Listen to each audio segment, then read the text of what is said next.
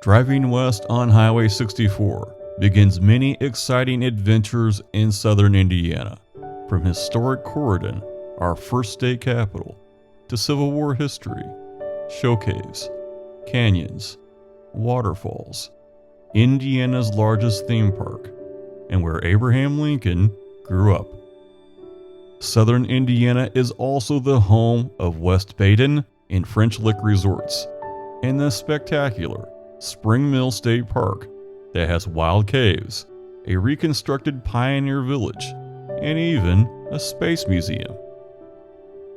Truly, southern Indiana is the most wonderful place that most people have never heard about. But as we turn northwest on 150, we are propelled into the last restaurants, fast food, and large grocery for nearly 40 miles.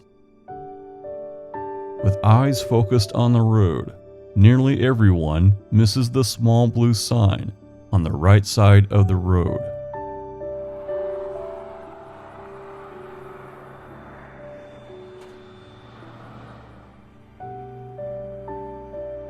The Mary Anderson Memorial Highway. It was named after an actress that left an enduring legacy in southern Indiana.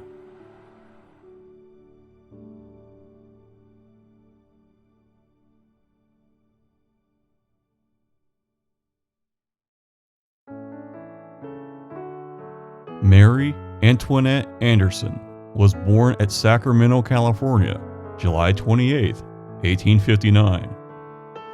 Not long after she was born, her family moved to Louisville, Kentucky. Her father, Charles Henry Anderson, sympathized with the Confederate cause and joined its army.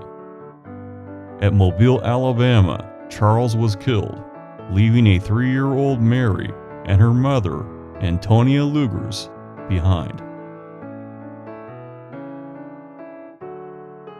Mary's mother then married a doctor, Hamilton Griffin, and it provided a much-needed stability for Mary. Mary was educated at both the Ursuline Convent and Presentation Academy, both at Louisville. Though she had low interest in the coursework, it would refine her personality and prepare her for much bigger things ahead. However, she did enjoy reading and Shakespeare's plays, and with the encouragement of her stepfather, went to New York for acting lessons. She was just 14 years old, but it was the start of the rest of her life. In 1875, at just 16, she began acting at Louisville's Macaulay's Theater. And after that, performances in St. Louis, New Orleans, San Francisco, a large U.S. tour, and the pinnacle of the stage, New York City. By 1883, she had a solid following and acting reputation, and started a successful 6-year run in England. However, in 1889, she collapsed on stage due to exhaustion. Soon after, she announced her retirement from acting. She was only 30 years old. Some believed it was due to critical reviews that she had read in London's newspapers, one in particular being from someone she thought was a friend. But she had been acting practically non-stop since she was a teenager. It could be that she was tired of the constant touring and rehearsing. But that was not the end of her story by far.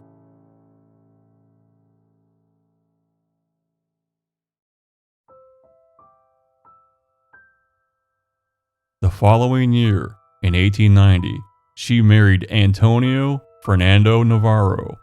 He was a distinguished, educated, well-to-do man, and by all accounts, a match made in heaven. She was a devout Catholic He was both Catholic and had official ties to the Vatican. He even built her a private chapel in their grand home, complete with stained glass windows. She had 2 children, authored several books, and became well known for hosting musical and literary events for distinguished guests. While many encouraged her to resume acting, she only did so for some World War I fundraisers. She was content with her life in England and raising her 2 children with the man she adored.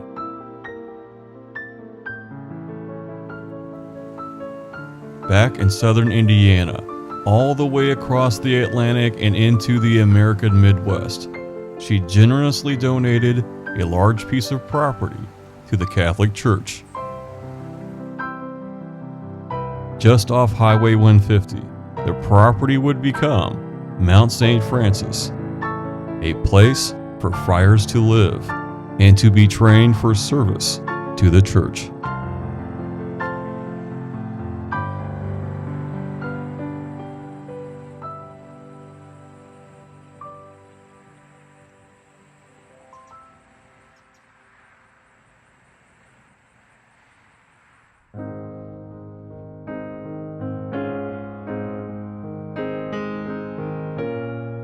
The grounds have extensive walking trails, a grotto, lake, chapel, living quarters, training facilities, and the Mary Anderson Center Artist Colony.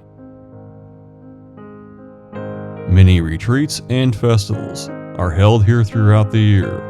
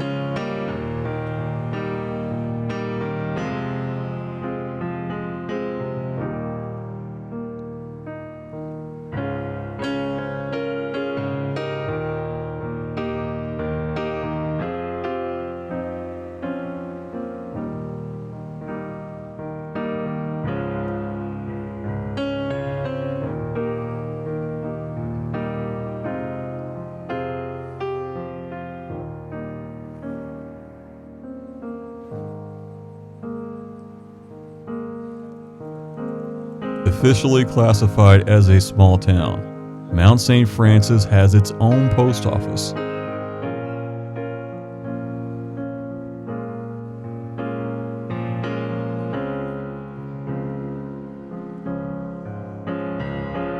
In early spring, yellow daffodils line the trail that leads down to the grotto.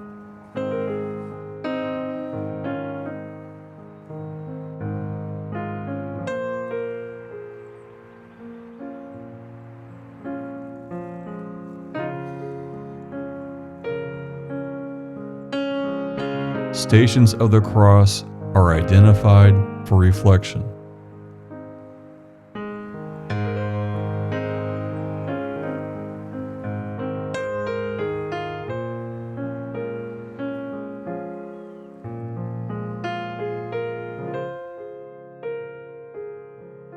At the Mary Anderson Center Artist Colony, barns are covered with beautiful tiles.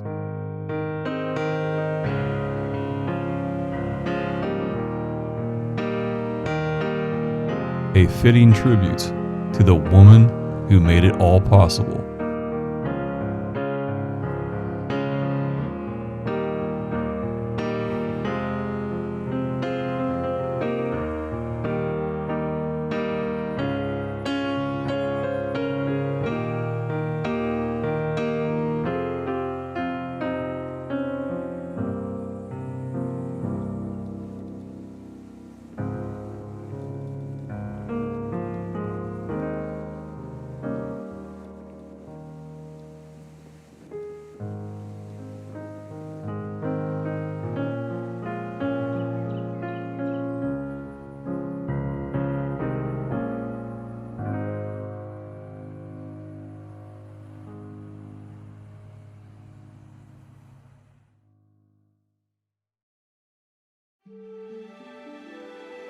Mary Anderson Navarro died in England in 1940 at 80 years old. She had enjoyed a wonderful life after acting. Some would say a storybook life, fit for a princess. But she never forgot where she came from and gave back to a small section of the world, and that gift was used to change lives. Because of Mary Anderson, many have devoted their lives to a cause greater than themselves. It's not the noble or kind things that we want to do. It's what we actually do that matters.